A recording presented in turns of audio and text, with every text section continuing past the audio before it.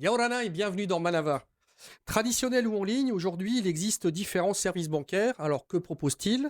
À qui sont-ils destinés? Nos invités du jour nous expliquent tout cela. J'accueille Jamila Drakni, qui est directrice du développement commercial pour la Banque de Tahiti. Fabrice Dufresne, qui est directeur de l'IOM, donc l'Institut d'émission d'outre-mer de Polynésie française.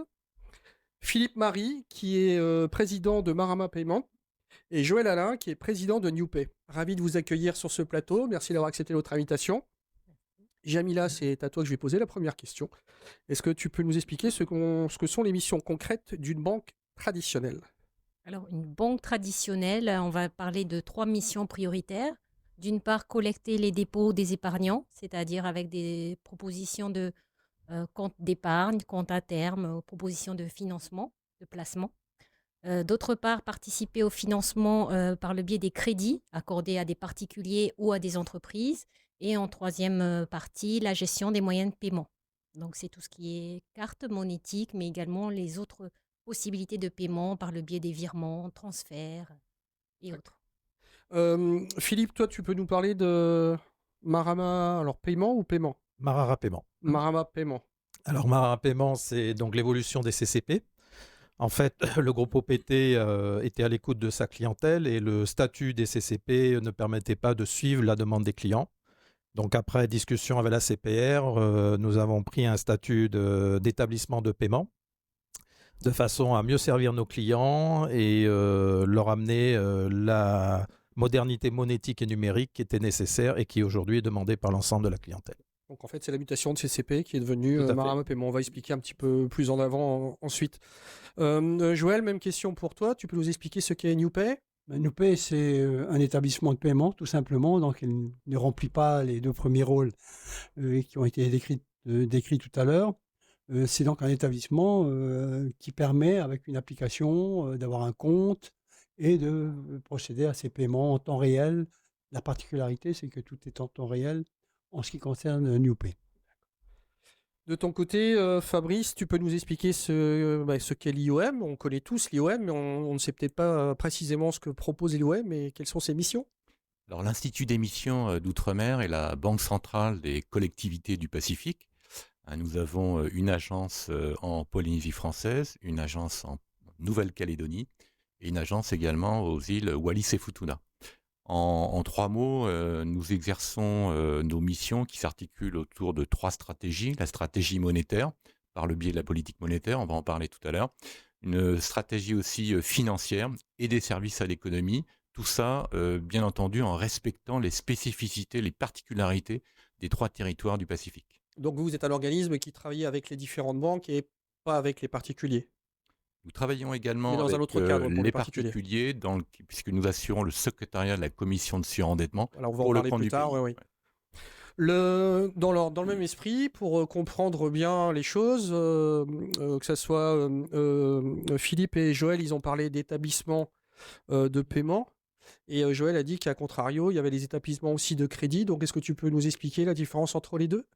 Alors très rapidement, en fait, ce sont des statuts différents au regard de la réglementation bancaire qui sont agréés par l'autorité de contrôle et prudentielle et de résolution, donc qui régit en fait l'ensemble des réglementations bancaires, à la fois européennes et C'est françaises. l'organisme de contrôle qui est au-dessus, on va dire. L'organisme de contrôle qui supervise l'ensemble des établissements de crédit. Donc il y a les établissements de crédit au sens strict, les banques, les sociétés de financement, et puis les établissements de paiement. Avec la particularité pour la Polynésie française qu'il y a beaucoup d'établissements de paiement en métropole, mais c'est la première fois depuis l'année dernière qu'il y a deux premiers établissements de paiement qui ont démarré leur activité dans le Pacifique. Ça, c'est une première chose à signaler. Et la seule différence, comme ça a été rappelé, c'est que l'établissement de crédit gère des dépôts et accorde des crédits. Les établissements de paiement, en fait, gèrent des dépôts, évidemment avec l'ensemble des moyens de paiement, mais ils ne peuvent pas mettre à disposition des particuliers des chèques et ne peuvent pas faire de crédit. Voilà Parce à que peu près les ce sont différences. des autorisations différentes. Ce sont des autorisations très différentes avec des réglementations très différentes. D'accord. Jamila, comment est-ce qu'on explique alors le système bancaire? Tout le monde sait c'est ce qu'une banque normalement, puisqu'on y a tous affaire régulièrement, mais parfois on trouve ça un petit peu compliqué, un petit peu, on va dire, j'irais jusqu'à abscon, quoi. Est-ce qu'il y a possibilité de justement d'expliquer au plus grand nombre d'usagers que la banque, c'est assez simple en fait? Ou Alors, pas? si, euh, en quoi c'est abscon? La banque, alors, propose à ses clients un compte, la possibilité de déposer de l'argent et la possibilité d'être accompagné dans ses projets de financement, c'est-à-dire par du crédit. Sur les particuliers, on a ce qu'on appelle la banque au quotidien. Donc, on propose une multitude de services qu'on appelle bancaires pour accompagner les clients, mais également les banques traditionnelles dites universelles s'occupent également de la clientèle grande entreprise. Les professionnels. Voilà, les professionnels et les grands groupes. Et sur cette partie-là, il y a vraiment de l'accompagnement, du conseil et de l'expertise qui est apporté dans les projets de développement de ces entreprises. Vous, messieurs, alors, Joël ou Philippe, alors on va commencer par Philippe, quelle clientèle vous ciblez?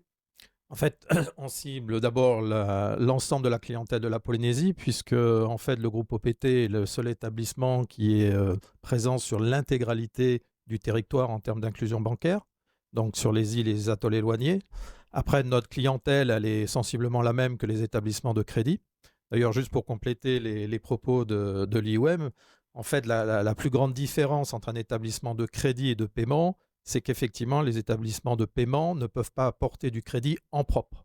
Par contre, il ne nous est pas interdit d'en vendre pour tiers avec un statut d'intermédiaire en produits bancaires. Donc ça serait l'équivalent de faire une sorte de courtage? C'est une sorte de courtage et ça permet, suivant le choix stratégique des établissements de paiement, de pouvoir présenter une intégralité de gamme de produits à l'ensemble de la clientèle. Et Joël, votre cible?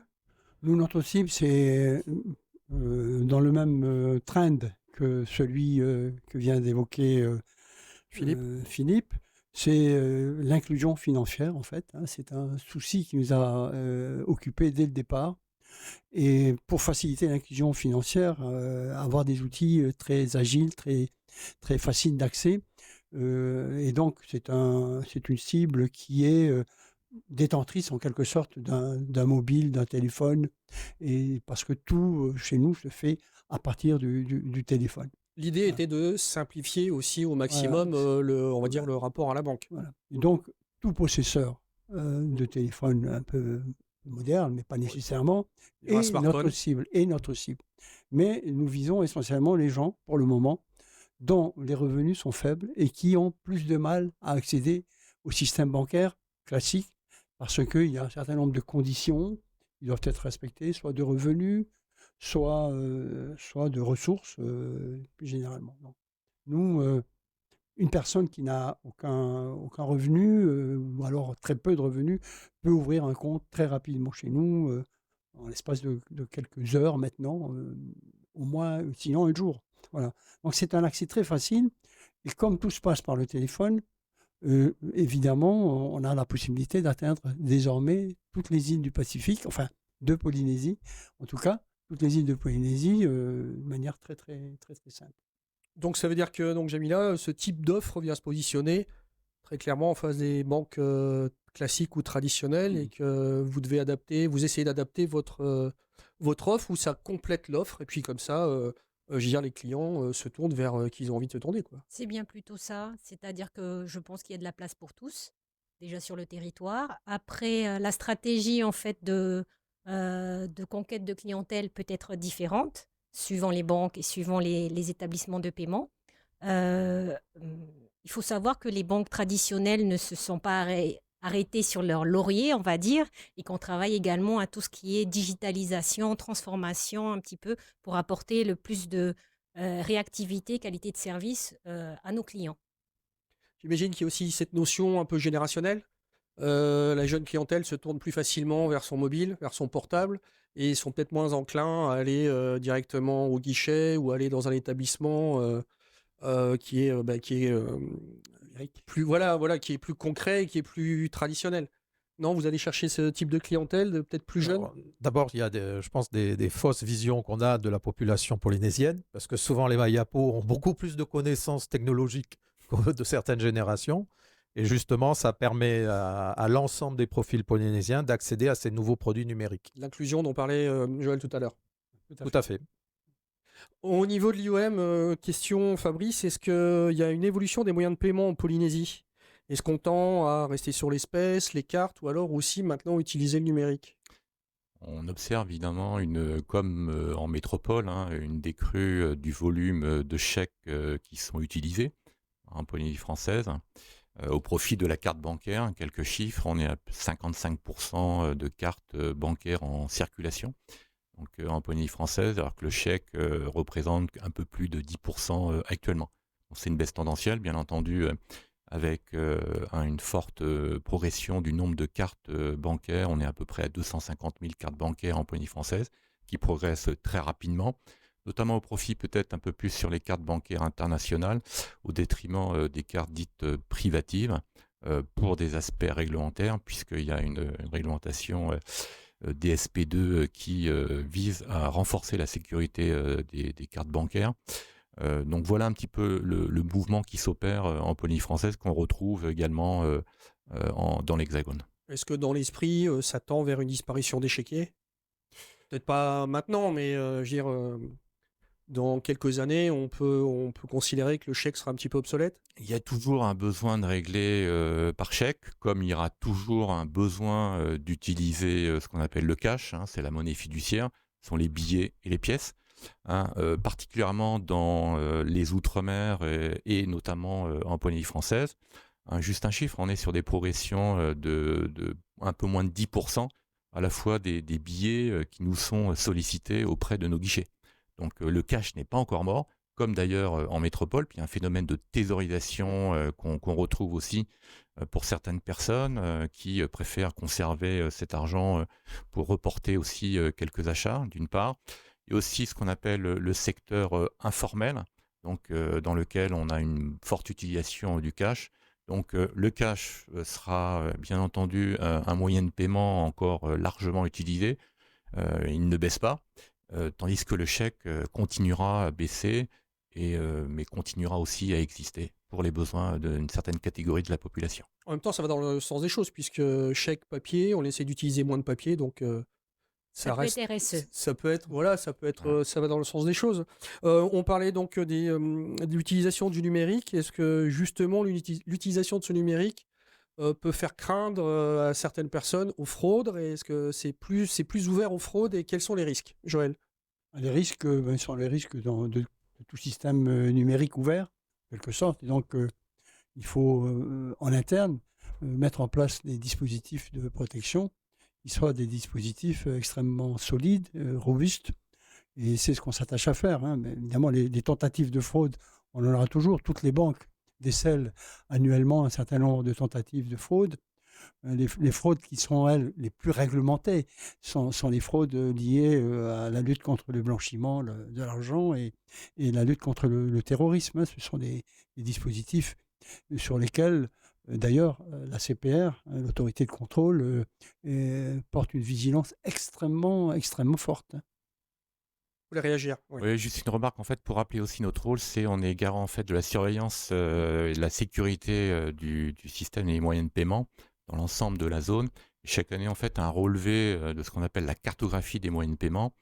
Et les derniers chiffres qui ressortent de l'année 2021, on est à peu près à 1500 fraudes quand même en Polynésie française. Alors ça a baissé de manière substantielle par rapport à ça fait 2020. beaucoup quand même. Alors, juste un chiffre, c'est les montants sont pas trop élevés encore à ce stade. On est à 120 millions de francs. C'est l'équivalent de 500 francs par an et par habitant. C'est 5 fois plus dans l'Hexagone. Et la particularité en Polynésie, c'est davantage une fraude pour les 3/4 sur la carte bancaire, où on détecte énormément de fraude, contrairement aux chèques, où il y a davantage de fraude dans l'Hexagone, parce que des chèques perdus ou volés, et donc il y a des aspects qu'il faut pas les négliger sur la fraude.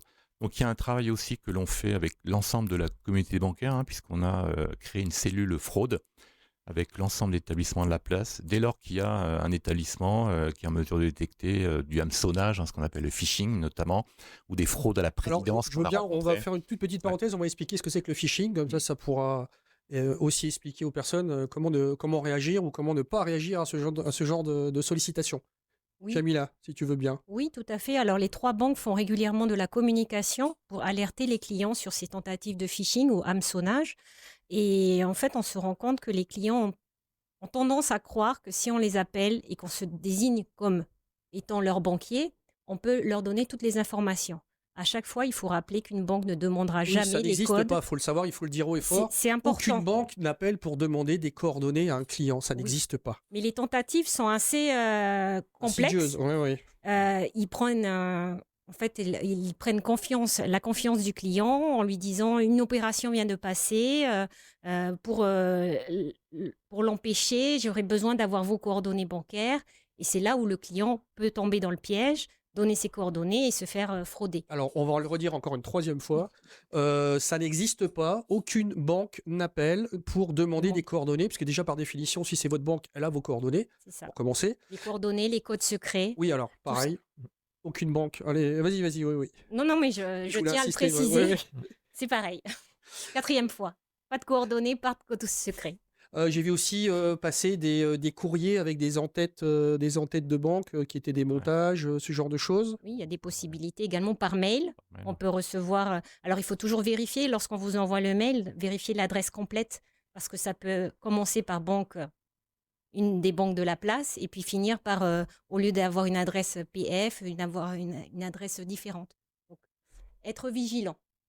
Dans le cadre où une personne se serait laissée abuser par ce genre de pratiques frauduleuses, qu'est-ce qu'elle doit Contacter faire? immédiatement son conseiller bancaire. Aussi simple que ça. Oui. Et auquel cas, vous allez faire, On va faire toutes les démarches pour soit empêcher, arrêter la fraude, la tentative d'épuisement du compte, puisque souvent, c'est ce qui se passe, c'est que les clients se retrouvent avec 500 000 francs débités d'office, 1 million. C'est possible, hein. Oui. Donc, il faut vraiment être attentif à ce genre d'action. Philippe, avec le système que vous avez mis en place, on va dire le tout numérique, est-ce que ce sont des risques aussi ou Alors, moindres? les établissements de paiement sont soumis aux mêmes risques, hein, et donc on est soumis aux mêmes règles draconiennes du régulateur. Et de toute façon, puisqu'aujourd'hui on va quand même sur des applications en complément des cartes monétiques, chaque produit subit des tests d'intrusion, hein, c'est nos obligations professionnelles de chaque établissement. Mais encore une fois, établissement de crédit ou établissement de paiement, les règles en matière de lab et de blanchiment d'argent, on est tous soumis aux mêmes règles. Là, on parlait donc des différentes possibilités de fraude. J'aimerais qu'on revienne sur, on va dire, sur le classique et le fonctionnement du service bancaire, et à savoir qui décide des taux bancaires. Comment est-ce qu'ils sont instaurés, alors les taux bancaires pour le prêt, ce genre de choses, et comment est-ce que c'est décidé et par qui? Ou les tarifs bancaires? Très, très rapidement, là, ce sont les banques qui élaborent leur propre tarification en fonction notamment du niveau des taux directeurs, de leurs conditions d'exploitation Donc ça va venir à et la question du suivante. coût du risque notamment. Voilà, on va expliquer les taux directeurs alors. Voilà, grosso modo, voilà un petit peu les fondamentaux de la tarification du coût du crédit. Tu nous expliques ce que c'est qu'un taux directeur? Alors, l'exercice va être intéressant parce qu'il faut l'expliquer et le simplifier. Ouais, alors j'en retiendrai, il y en a plusieurs, hein, mais j'en retiendrai 2 sur lesquels on va s'appesantir. Donc il y a déjà le taux de la facilité de dépôt. En fait, c'est le taux de rémunération que l'IOM apporte à une banque lorsque cette banque en fait fait des dépôts auprès de l'IOM. Donc premier élément. Il y a aussi le taux de refinancement, et c'est ça le plus important. En fait, c'est le taux des liquidités que prête l'IOM aux banques de la place. Et un des taux directeurs, donc très important, pendant la crise Covid, on a dû prendre des mesures un peu identiques à celles de la Banque centrale européenne, à savoir de fournir de la liquidité à taux extrêmement réduit, voire à taux négatif, mais surtout à taux zéro. Et ça pour maintenir le financement donc de l'ensemble des agents économiques, particuliers et entreprises. Actuellement, le taux directeur de l'IOM, il est à 3,65%. Et c'est un des éléments de la tarification sur le coût du crédit des banques de la place. Comment est-ce que vous décidez, que ce soit Philippe, Joël ou Jamila, comment est-ce que les banques, alors on va dire les néobanques ou les banques traditionnelles, décident de leurs tarifs? Sur quoi est-ce que vous vous basez? Alors d'abord, un tarif, il est basé, sur la concurrence et surtout sur les coûts réels. Et c'est ça souvent qu'on a du mal à expliquer à nos clients. C'est que le développement du numérique, la modernisation, la préparation, le développement des applications, C'est un coût. ça a un coût. Ça a un coût, mais qui est nécessaire. Donc, une partie est portée par les établissements, mais une partie, forcément, se retrouve dans la tarification. Mais ça a pour but, justement, de sécuriser les produits et de faciliter la vie de nos clients et des Polynésiens. Et ça, certains ne le comprennent pas, Joël? C'est encore... En fait, nous, on n'a pas encore ressenti comment dirais-je, de répulsion par rapport à la tarification que l'on propose. Bon, parce que je pense qu'on a commencé avec une tarification qui est très, très attractive, en tout cas, puisque notre volonté, c'était de faciliter l'inclusion. Donc, il n'était pas question d'avoir une tarification dissuasive. Donc, ça, on est passé par un choix, le choix des responsables de la société, de faire une tarification relativement attractive. Je dirais très attractive. Mais c'est toujours basé sur le modèle économique. Le modèle économique va déterminer la facturation qui fait finalement la contrepartie, qui fait vivre l'entreprise. Et sans facturation, il n'y a pas de modèle économique. Voilà, donc, et le modèle numérique sur lequel nous on s'appuie est un modèle qui est relativement économe en moyens, sinon les moyens de logiciels sur lesquels s'appuient toutes les opérations, quoi. Vous proposez, enfin, vous avez moins de produits à proposer, donc vous avez besoin de moins de personnel et ce genre de choses, et de moins de traitement. On n'a pas non plus de crédit, on n'a pas beaucoup d'autres activités que celles du paiement, de faciliter le paiement. Les moyens de paiement que vous mettez à disposition, Joël, Philippe, sont les moyens de paiement qui fonctionnent à l'extérieur de la Polynésie aussi. C'est-à-dire que la personne peut avoir accès à son compte de n'importe où. Alors, si vous faites une option avec carte de crédit, qui est en fait une carte de débit, une carte de paiement, vous pouvez traiter toutes les opérations à l'international, acheter sur Internet, acheter du Netflix, aller à Las Vegas, etc. Alors, la particularité... intéressant là quand même. Oui, mais la particularité quand même, c'est que il faut que votre compte soit approvisionné. Votre compte n'est pas prévisionné. L'opération que vous initiez n'aboutit pas. Oui, c'est pas une carte de crédit, c'est une carte de débit. Voilà. Donc, et la solution que nous avons permet instantanément à tout utilisateur d'avoir le solde de son compte sur son portable. Donc, il sait où il en est, il sait qu'il ne peut plus dépenser d'argent, ou il sait qu'il peut encore en dépenser. Et ça, c'est extrêmement... facile pour l'utilisateur. Le temps réel est nécessaire. Le temps réel facilite beaucoup les choses. Le temps réel pour quelqu'un qui a beaucoup d'argent, ça, je dirais, pour parler vulgairement, il s'en balance un peu. Mais celui qui n'en a pas beaucoup, le temps réel est extrêmement important. Les soucis ne sont pas les mêmes. Voilà. Parce qu'aller acheter un sac de riz, est-ce qu'il peut acheter son sac de riz pour la semaine ou pas? Il faut qu'il sache tout de suite s'il peut le faire ou pas. Ça, c'est extrêmement important. C'est quelque chose qui a eu un impact, pardon. Et c'est cet aspect de l'inclusion, en fait, qui n'est peut-être pas facile à sentir tout le temps pour ceux qui ont beaucoup d'argent ou qui en ont beaucoup, qui nous a motivés beaucoup.